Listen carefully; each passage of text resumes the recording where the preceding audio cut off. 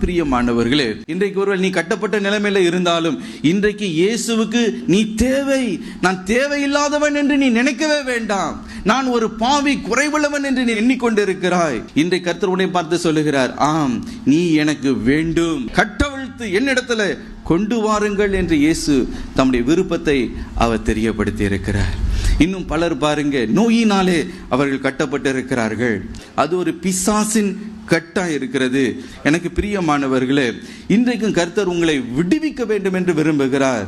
நோய் என்ற கட்டுல நீங்கள் ஒருவேளை இன்றைக்கு கட்டப்பட்ட நிலைமையில இருந்தா இன்றைக்கு உங்களை கட்டவிழ்க்க வேண்டும் என்று அவர் விரும்புகிறார். பிரியமானவர்களே, இன்றைக்கு இயேசுவை நீங்க ஏற்றுக்கொண்டீங்க, இன்றைக்கு நீங்க கட்டவிழ்க்கப்பட்டு இருக்கிறீங்க, இலவசமா பெற்றீங்க.